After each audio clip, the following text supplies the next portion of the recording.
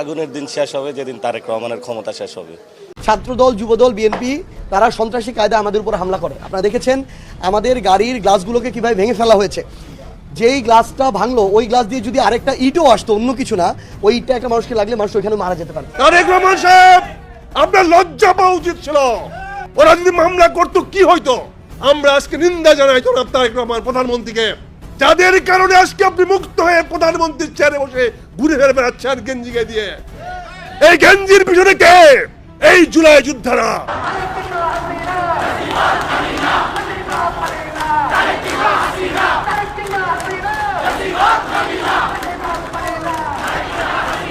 আমি আজকে থেকে আর কোনো কথা বলবো না, চুপ থাকবো।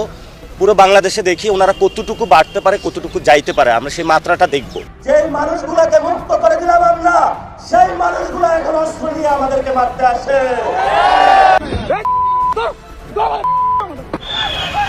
জাতীয় নাগরিক পার্টি এনসিপির জুলাই পদযাত্রাকে ঘিরে একের পর এক হামলা ও বাধার ঘটনায় নতুন করে রাজনৈতিক উত্তাপ ছড়িয়েছে। 28 জুলাই হবিগঞ্জে দলটির নেতাকর্মীদের উপর হামলা, পরে শ্রীমঙ্গলে পুলিশের বাধায় গাড়িবহর আটকে দেওয়া, এরপর সর্বশেষ বৃহস্পতিবার সিলেটের গোলাপগঞ্জে এনসিপির গাড়িবহরে হামলার ঘটনার পর সরকারের সমালোচনা করেছেন ঢাকা বিশ্ববিদ্যালয়ের কেন্দ্রীয় ছাত্র সংসদ ডাকসুর ভিপি ও সদ্য জামাত ইসলামীতে যোগ দেওয়া সাদিক কায়েম। আমরা জাতীয় নাগরিক পার্টি এনসিপির পক্ষ থেকে সরকারের কাছে 3 দফা দাবি আমরা উত্থাপন করতে চাই।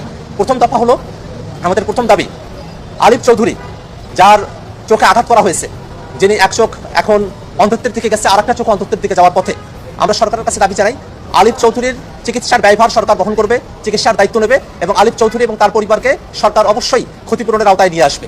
আমরা দেখতে পাচ্ছি নির্বাচিত হয়ে বিএনপির সরকার অগণতন্ত্রের পথে হাঁটছে, নব্য স্বৈরাচার হওয়ার পথে হাঁটছে। নাহিদ ইসলাম, সাজিস আলম, হাসনাত আব্দুল্লাহ, নাসিরউদ্দিন পাটোয়ারি সহ এনসিপির শীর্ষ নেতৃবৃন্দ বিএনপির সন্ত্রাসের বিপরীতে রুখে দাঁড়িয়ে, ঘুরে দাঁড়িয়ে সুপার পারফরমেন্স স্থাপন করেছে বাংলাদেশের রাজনীতিতে। এক্সাম্পল সৃষ্টি করেছে, সেট করেছে বাংলাদেশের রাজনীতি। নাসিরউদ্দিন পাটোয়ারি কিন্তু ডুপ্লিকেট ওই শহীদ হাদির মতোই, সেও কিন্তু ওই আধিপত্যের বিরুদ্ধে কথা বলতো। হ্যাঁ, দাদাদের আধিপত্যের বিরুদ্ধে কথা বলতো, শুধু কথা বলতো না তো, আপনারা তো দেখছেন, ভুলে গেলে হবে না, ওই কাটা তারের কাছে চলে গেছে, বর্ডারে চলে গেছে, ওইখানে নামাজ পড়ছে, কবর জিয়ারত করছে। আজ পর্যন্ত কোন নেতা, এই যে সীমান্তের মধ্যে এত হত্যা হয়েছে, আজ পর্যন্ত কোন নেতা কি এই সীমান্ত হত্যা হয়েছে যে তাদের কবর জিয়ারত করছে? বাংলাদেশের এত নেতা আছে, কাউকে দেখছেন? দেখেন নাই। নাসিরউদ্দিন পাটোয়ারি ওইখানে চলে গেছে, তার মানে কি বার্তা গেল ওনাদের কাছে? হায় হায়, এক হাদিকে সরাইছি আর এক হাদি তো এসে দাঁড়ায় গেছে। হামলা করে যারা রাস্তায় ট্রাক বসিয়ে, যারা রাস্তায় ট্রাক্টর বসিয়ে ভেবেছিল জুলাই পদযাত্রা বন্ধ করে দিবে, কানাইঘাটবাসী আজকে তাদেরকে ব্যর্থ প্রমাণ করেছে। প্রিয় সিলেটবাসী, আমরা আজকে কানাইঘাটে এসেছি জুলাই পদযাত্রায়। আমাদের যে জুলাইয়ের অঙ্গীকার, সংস্কার এবং বিচার, তার দাবিতে আমরা কথা বলতে এসেছি। আমরা দেখতে পাচ্ছি নির্বাচিত হয়ে বিএনপির সরকার অগণতন্ত্রের পথে হাঁটছে, নব্য স্বৈরাচার হওয়ার পথে হাঁটছে। মানুষ কষ্টে আছে, গ্যাসের দাম বৃদ্ধি পেয়েছে, সবজির দাম বৃদ্ধি পেয়েছে, বিদ্যুতের দাম বৃদ্ধি পেয়েছে। গত 2 দিন আগে টিসিবির লাইনে দাঁড়িয়ে এক মহিলা মারা গিয়েছে, কিন্তু বিরোধী দল হিসেবে আমরা এগুলার সমালোচনা করতে পারবো না। আমরা যদি সমালোচনা করি তাহলে আমাদের চোখ উঠিয়ে ফেলা হচ্ছে, আমাদের রাস্তায় ট্রাক্টর ফেলা হচ্ছে, বালু ছাড়া ট্রাক ফেলা হচ্ছে। এটা হচ্ছে তারেক রহমানের আই হ্যাভ এ প্ল্যানের নমুনা। আজকেও পিটাইছে এনসিপি কে। একজন শহীদের বাসায় গেছিল, শহীদের মার সাথে দেখা করছে, ওখান থেকে বের হয়ে আসার সময় আবার হামলা হয়েছে। আজকে এক জায়গায় না, 2-3 জায়গায় হামলা হয়েছে। এর মধ্যে নাসিরউদ্দিন পাটোয়ারি একটা কথা বললো যে আমি আর কথা বলুম না, আমার মুখ বন্ধ। মানে উপর থেকে হয়তো চাপ দিছে, উপর বলতে বিরোধী দলের কেউ না, নিজের দলের। হ্যাঁ, ওনারা তো বিরোধী দলে আছে, ওই নিজের দলের থেকে কেউ বলছে, অন্য দল থেকে না, নিজের দলের কোনো মুরব্বীরা বলছে।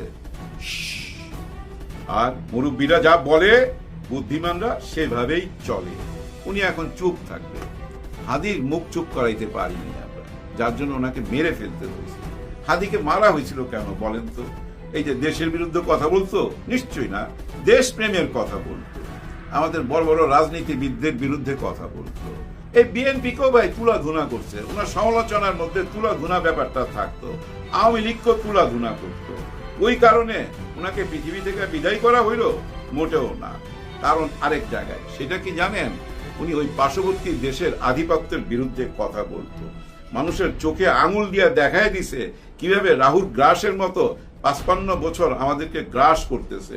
হ্যাঁ ভাই, আমাদেরকে তো গিলাই ফালাইছিল। হাদি চোখ খুলা দেখায় দিছে, মানুষকে বুঝায় দিছে, যার কারণে হাদিকে পৃথিবী থেকে সরানো হয়েছে। হাদির সেই কিলার এখনো সযত্নে ওইখানে বসবাস করতেছে। অ্যারেস্ট হয়েছে, কিন্তু তাকে দেওয়া হইল না, যাওয়া হইল না, কোনো কিছুই আর শুনলাম না। হাদিকে সরানো হইল কেন?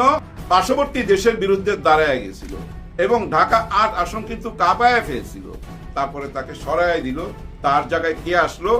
আমাদের নাসিরউদ্দিন পাটোয়ারি। নাসিরউদ্দিন পাটোয়ারি কিন্তু একই চরিত্র, ভাষা হয়তো ভিন্ন। হাদি অনেক যুক্তি দিয়ে কথা বলতো, আর পাটোয়ারি সরাসরি কথা বলে। এখন পাটোয়ারির কারণেই নাকি এই এনসিপির উপরে হামলা হচ্ছে, কারণ পাটোয়ারি বড় বড় নেতাদের নিয়ে সরাসরি এমন ভাবে কথা বলছে যে কথাগুলা বেয়াদবির মধ্যে পইরা যায়। বেয়াদব নাসিরউদ্দিন পাটোয়ারি, তার মুখে কোনো ট্যাক্স নাই। সে প্রধানমন্ত্রীকে নিয়েও কথা বলে, প্রধানমন্ত্রী প্রেমের কথা বলে, যে আপনি বাইরে কি প্রেম করতেছেন, ঘরে প্রেম করেন, ওই বৃষ্টির মধ্যে ছাতা ধইরা কেন প্রেম করেন? এই কথাগুলো হজম করতে পারে নাই ভক্তরা। কেন পারে নাই? কারণ ভক্তদের রাজা তো উনি, আর ভক্তরা প্রজা ভাই। হ্যাঁ ভাই, এই দেশে রাজতন্ত্র চলে তো দুইটা পরিবারের কাছে, এই দেশটা পুরাই বন্দি ভাই। একটা টাইমে এই যে ভিপি নূর এটা নিয়ে প্রতিবাদ করছিল, আমার তখন খুব পছন্দ হয়েছিল তাকে। হায় হায়, এরকম নেতাই তো চাই। উনি কি বলতেছে? এই দুইটা পরিবারের কাছে বাংলাদেশ জিম্মি হয়ে গেছে। গত 30 বছরে তো দুটো পরিবারই এই দেশকে নিয়ে পুতুল খেলা খেলেছেন। এই দুই পরিবারের হাত থেকে অবশ্যই এই দেশকে মুক্ত করতে হবে, এই দেশের রাজনীতিকে মুক্ত করতে হবে। উনি কি বলতেছে? এই দুইটা পরিবারের কাছে বাংলাদেশ জিম্মি হয়ে গেছে। সেই নেতা আজকে সিস্টেমের মধ্যে পড়ে যায় বলতেছে রাজ পরিবার ছাড়া এই দেশ অচল। মুখে না বললো, এইটাই তো বুঝাই দিতেছে। যাই হোক, যেখানে ছিলাম সেখানে আসি। এই যে নাসিরউদ্দিন পাটোয়ারি, নাসিরউদ্দিন পাটোয়ারি কিন্তু ডুপ্লিকেট ওই শহীদ হাদির মতোই।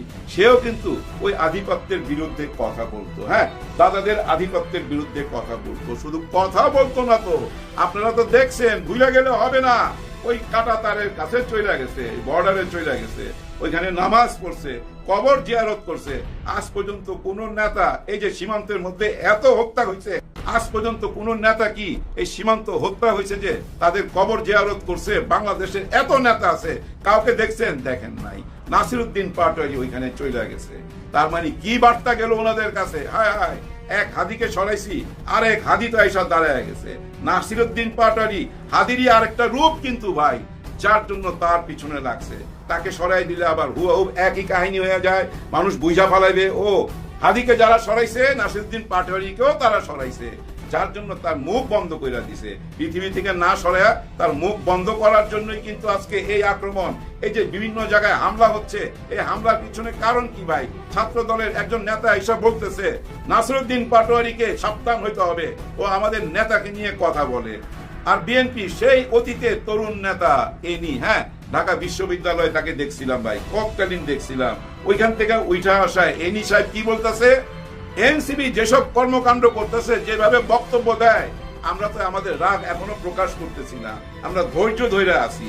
তার মানে এই যে ঘটনাগুলো ঘটলো, এই যে মারছে, ধরছে, চোখ কানা কইরা দিছে, ওই ড্রাইভারকে মারছে, যাদের কি মারছে, এগুলা কোনো ব্যাপার না, এগুলা তো সালাদ।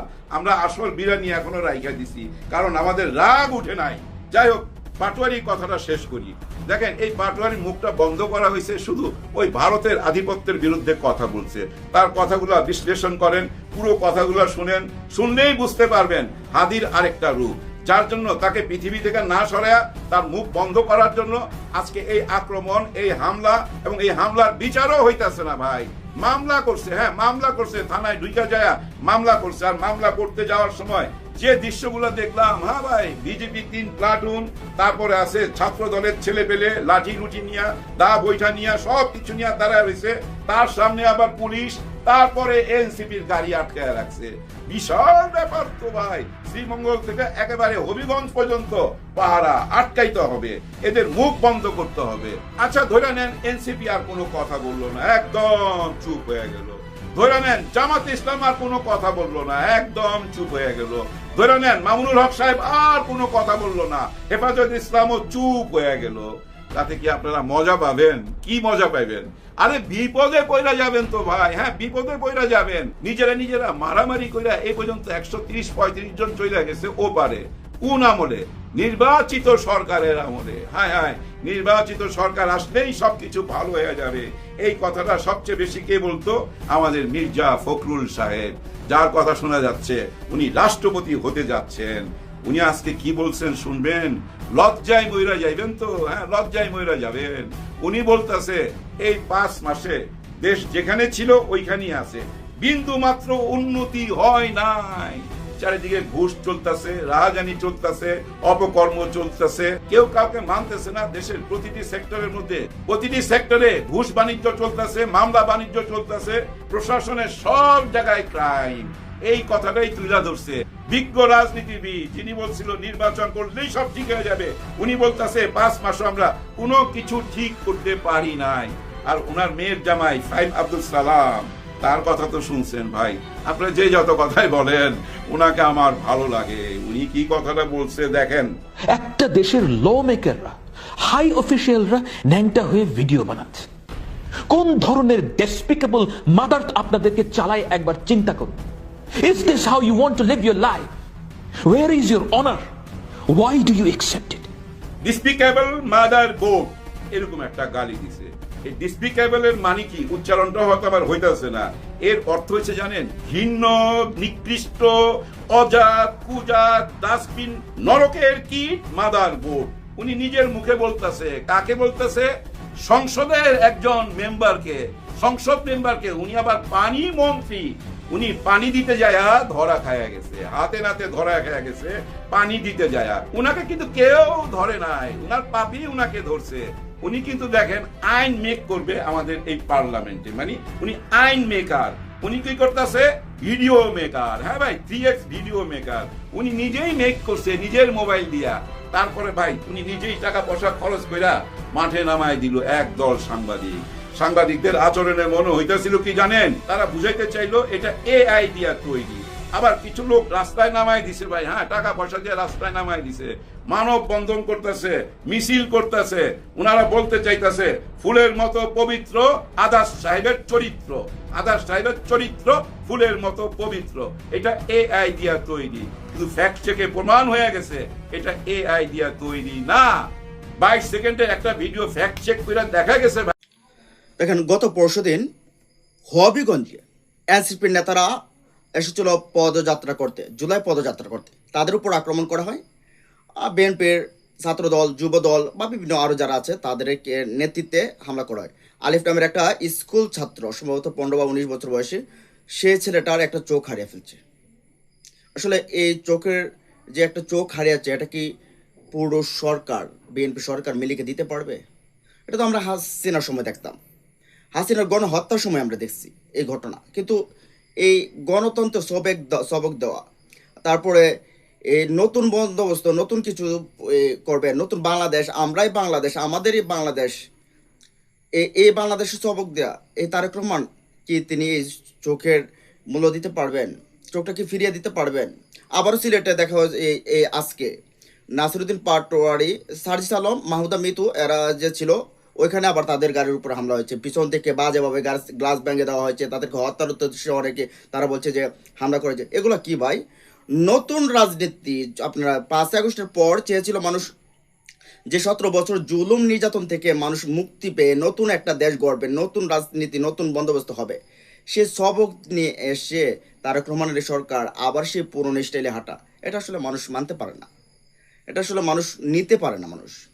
তো যাই হোক, এই যে এই হামলা হয়েছে, এটা আসলে সরকারের ইমেজ ডাউন হচ্ছে। মানুষ সরকারের বিরুদ্ধে শেখ হাসিনার মতো ফেঁপে উঠবে।